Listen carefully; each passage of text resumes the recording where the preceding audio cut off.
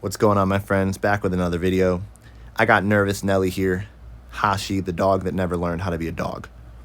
So we're in a new pet store that I've been taking him to. This guy struggles with extreme anxiety and fear, where he wants to run away from every situation. He loves dogs, but everything else he's afraid of. He's afraid of his own shadow. But I'm starting to introduce him to new social interactions. This is the first time anybody but me or my wife and one of my friends in my house has interacted with him. So you see here, I'm utilizing some food and I'm allowing him to go up to her and eat some food to teach him that people aren't bad and it's not scary. It's just an irrational fear. But a week ago, I couldn't even, there was nothing I can do to get him to approach anybody. I've done some work with him up to this point and just getting him around and exposed to people, but never a direct social interaction with him before. So you see, he keeps checking in with me for reassurance because he's very nervous here, super jumpy, very sharp nerves, but now he's willing, right? That's the most important part. He's willing. He's taking the initial steps forward to interact with Maddie here. So this is important because you're never going to get over fear if you teach your dog just to ignore everything. I want my dogs to actually accept a social interaction, but I'm not going to force them into a social interaction if they don't want it, right? In this case, he's willing. So no force is done here, right? So this is really good. But you see, right, he's very fixated on me, checking in with me, making sure we're good, but he's not running away, which is huge. I should have recorded what he looked like before. He'd be choking himself on a leash, running to the end of the store, shaking in his own drool right now. But I'm teaching him how to handle this stress. So you see here, though, Maddie just put her hand over him, and it kind of freaked him out a little bit. So this is typical where I teach people, take your hands and put it under the dog, right? Because over like that, it's a little much for dogs sometimes.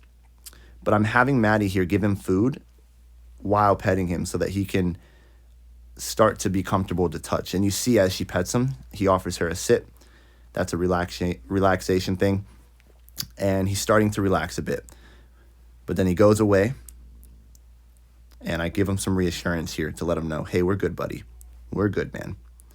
Right? And I'm just walking around. I'm super confident. I'm calm. I'm not overly talking to him.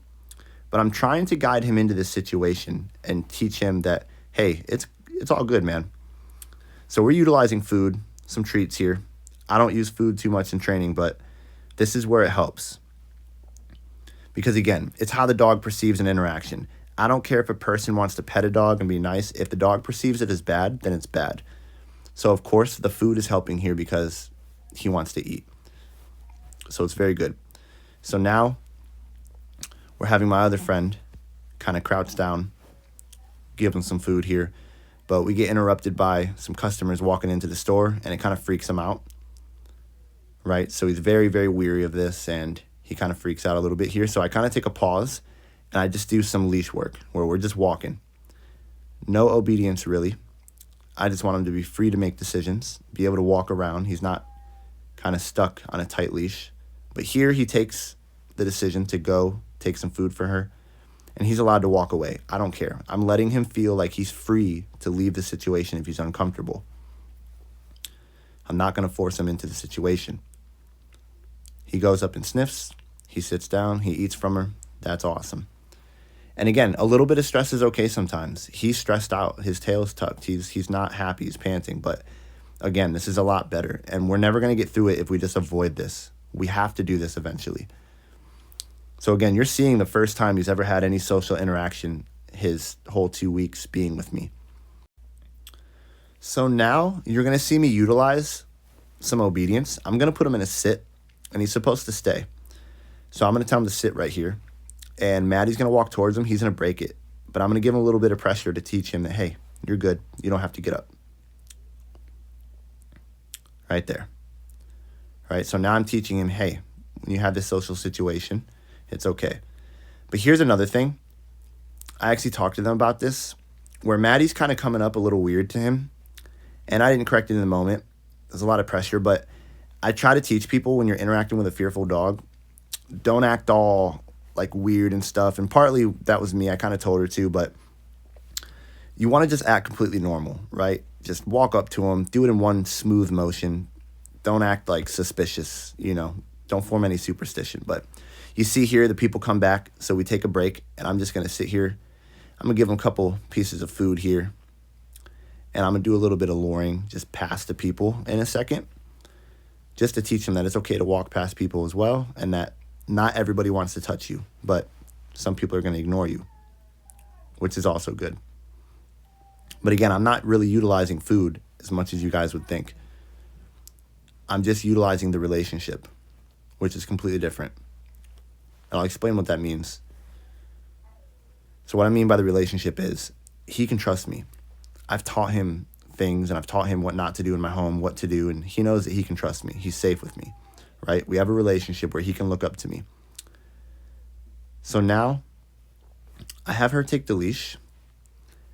I wanted to try something different where I walked away and had her feed him using some forward pressure. And of course, after he eats, he wants to check back in with me, which is totally fine. He's allowed to do so. He can make a decision. So now he's avoiding a little bit, which is okay. But again, you see, he's not really into it now, right? So there's a lot of pressure on him. And he's just really wanting to Velcro back to me. But I'm trying to get away from him here and show him that it's okay. But I take the leash back. And again, I kind of coax him up to her. I have him sit. And then we're just working on a little bit of sit-stay. Showing him different pictures here. That's important. We're showing him a lot of different pictures. Using a little bit of obedience. And she's kind of walking up slow to him here. I think this is where I start talking about not being weird. But he comes up and eats from her, which is, again, huge. That was all his decision. I didn't have to force that. And then I'm reassuring him here, just petting him, letting him know, hey, yeah, we're good, man.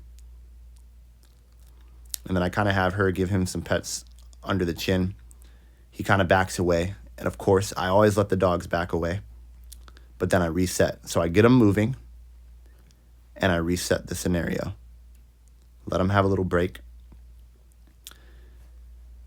And then, of course, she approaches. He gets a little weird about that. And again, I start talking about how you don't want to approach slow and act all suspicious. That's what throws him off here, right? I want someone just to come in just like that and just be super smooth with it.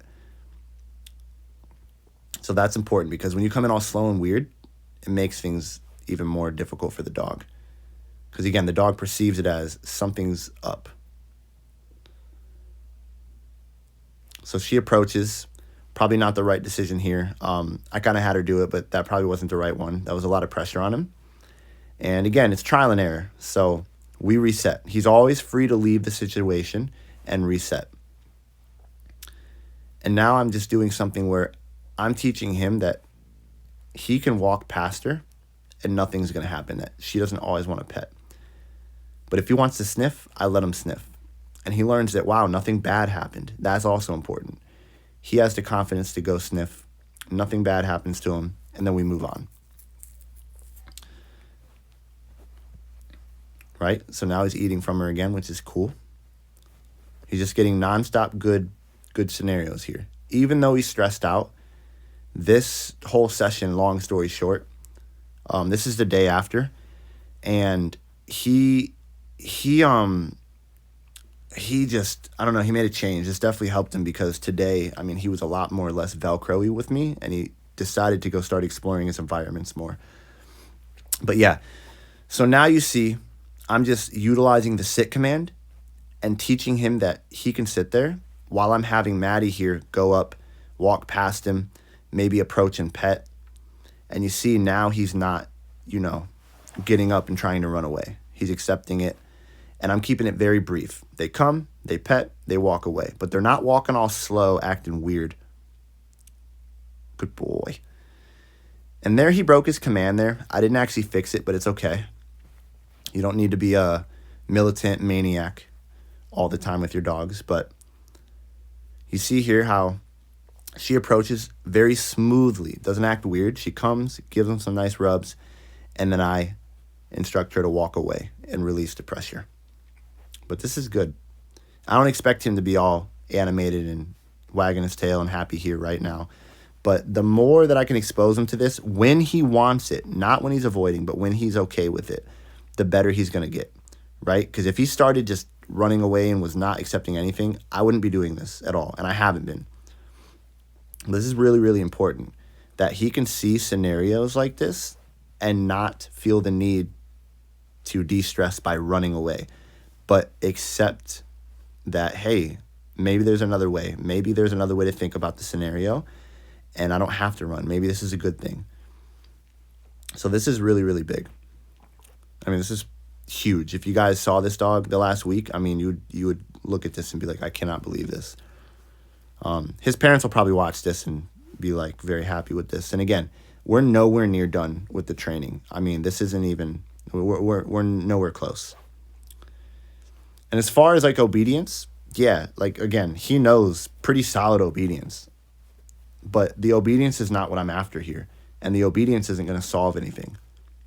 We have to change the behavior of the dog by changing the perception in which that he views the world.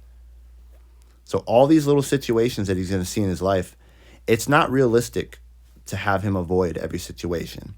So now you see me, I do this thing where I hold him like a baby. He loves it. Give him some belly rubs. But now while I'm rubbing him, I have Maddie approach, give him some rubs, and then I walk away. Again, a little uncomfortable, but he's not freaking out. I tell her to walk away, and he comes back to me, checks in, and we're all good. I just want to show a whole bunch of different pictures for him to see. So again, I didn't tell him to sit here. He sat on his own. And now I'm going to have her come, and she's going to do a walk by, pet. You notice how she didn't walk all slow this time, though. And it was just a smooth transition. She walks by, gives him pets, she walks away. I come back, I give him some reassurance, let him know that he did very good, a little kiss on the forehead there, and we continue. So now we're just letting him, decompress. He's not in any obedience. He's free to walk around the store as he wants. He can be a dog, go sniff stuff. And of course, he decides to sit, always staring at me because he loves me. I'm a handsome guy. Not really. He's just very nervous. He trusts me. That was a haha. But now I'm having Maddie see if she can recall him. So she's telling him come. Of course, he's not really doing it. I just wanted to try to see if maybe he would respond to the recall with her. But he doesn't do it. So I'm going to use the leash. And I'm kind of guiding him towards her using some light pressure. And then boom, he eats $50 out of her hand. And then I walk away. She pets him. Of course, he turns around and goes, oh, Velcro. Velcro. But I always give him the reassurance. There's a common misconception that it's not okay to pet your dogs when they're nervous. But there's a way to do it, and it totally is okay, especially if your dog trusts you. I mean, he really, really trusts me, and that's the only reason this is happening, because he does trust me.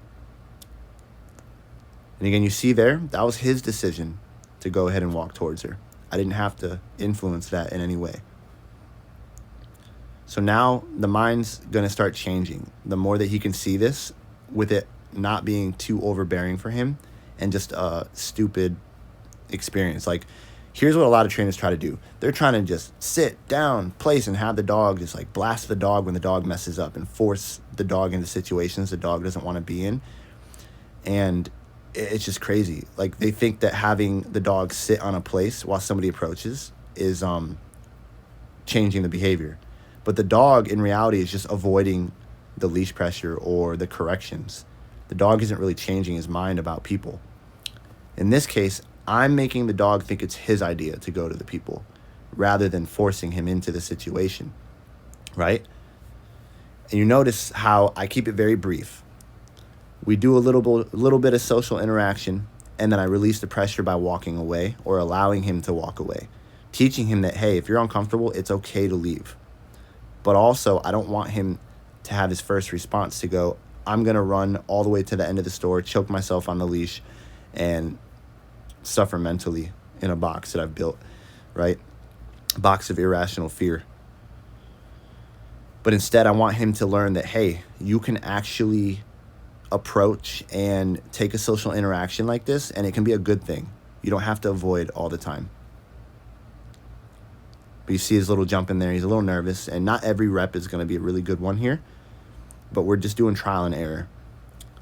Because the reason why I did this today, I decided that because previously he has been Velcroed to my legs. He will not go be a dog. Outside, there's no rules on our walks right now. He can go sniff, do whatever he wants, but he will not leave my side.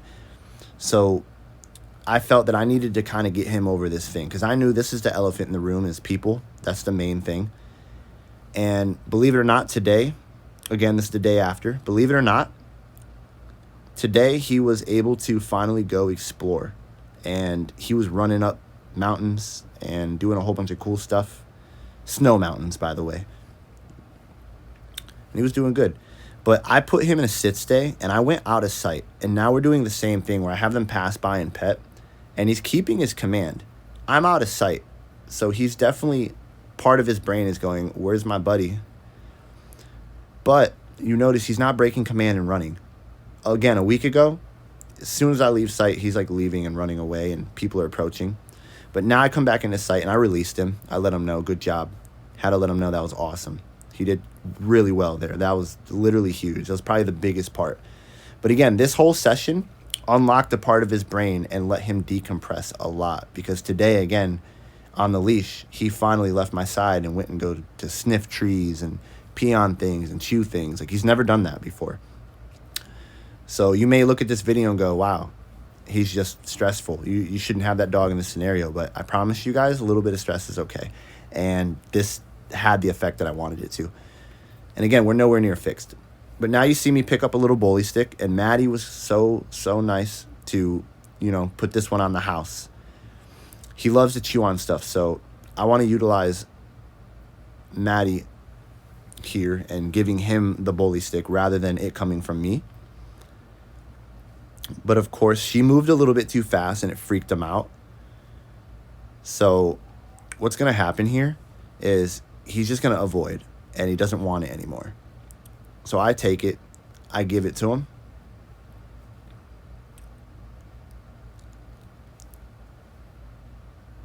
And then I just let him take it, right? So he's eating it, he's chewing it, he's cool. Maddie's sitting here with us, though. That's important.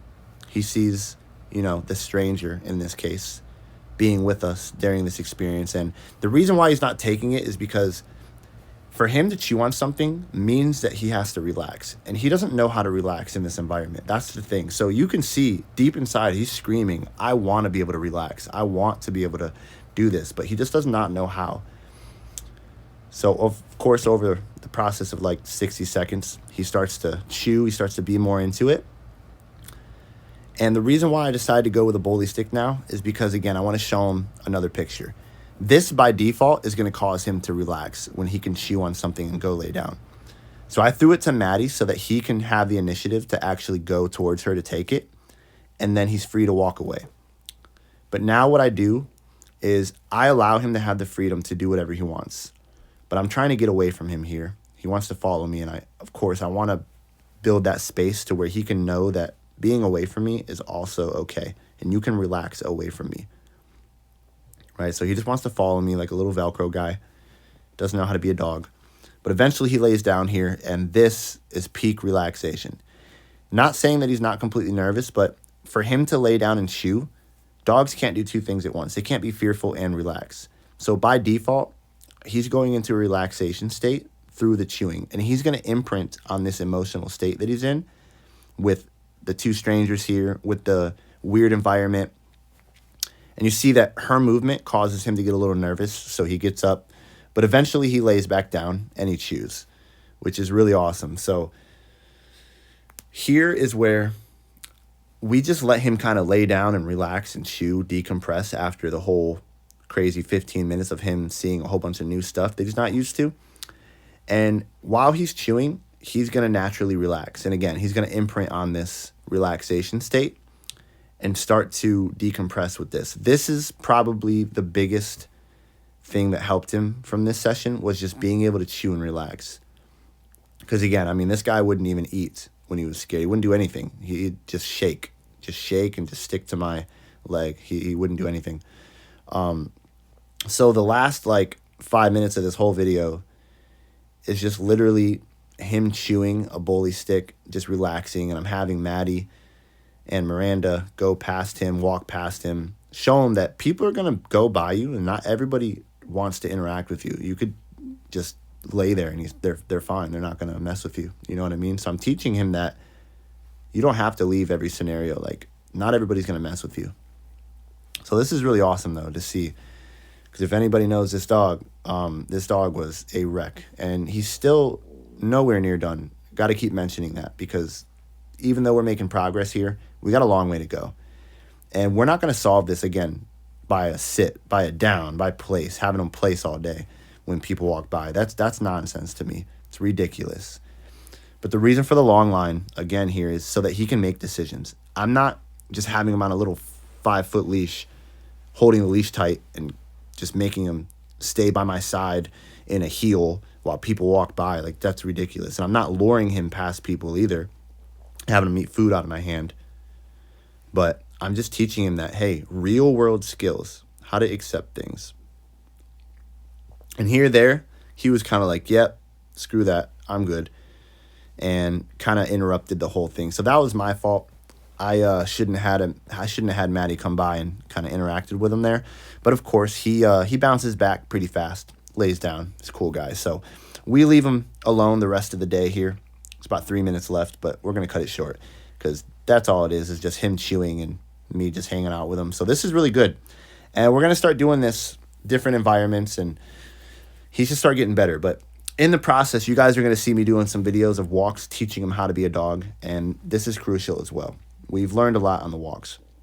So yeah, I walk away, of course. He's like, oh my goodness, my world is ending. And immediately he goes into panic mode. But I pop back in. I let my buddy know that we're good. I'm going to leave sometimes, and it's okay. I always come back. I'm always going to pull through for this guy, man. But yeah, thanks for watching, guys. I got to give a really big thanks to Maddie and Miranda for helping me with Hashi here. They were awesome and really cool for letting me film in the store. So big shout out to them if they see this video. Thank you so much, guys. And really appreciate you guys. So yeah, I'll keep you guys updated on Hashi's, return to learning how to be a dog. Mr. Nervous Nelly.